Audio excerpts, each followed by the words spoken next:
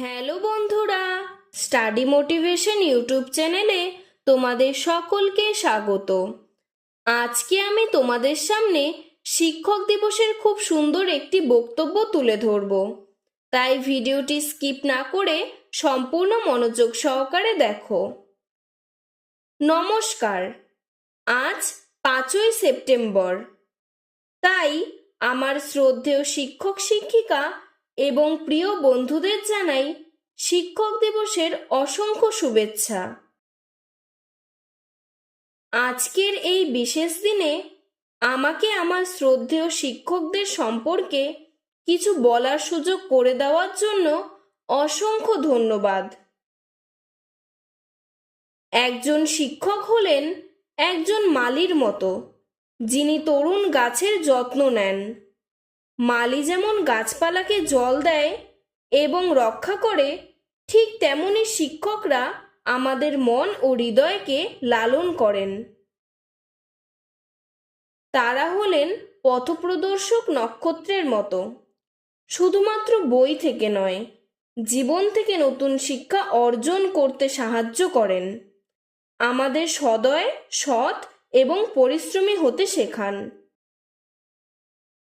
তাই এই শুভ দিনে আমার সকল শ্রদ্ধেয় শিক্ষকদের প্রতি সম্মান ও শ্রদ্ধা জানাই।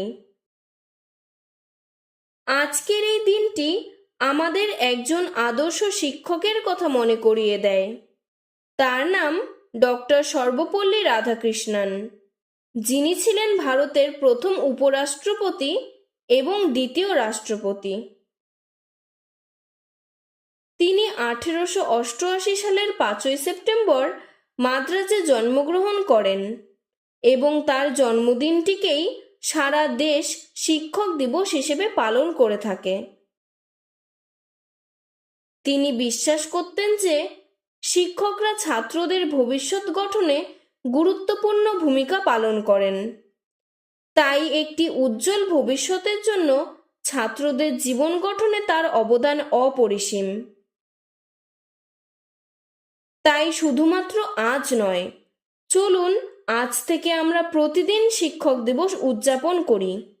তারা সত্যিই আমাদের সমস্ত ভালোবাসা এবং সম্মান প্রাপ্ত।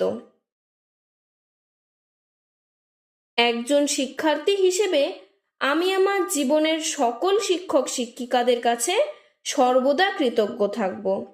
সকলকে ধন্যবাদ জানিয়ে আজ আমি আমার বক্তব্য এখানেই শেষ করছি।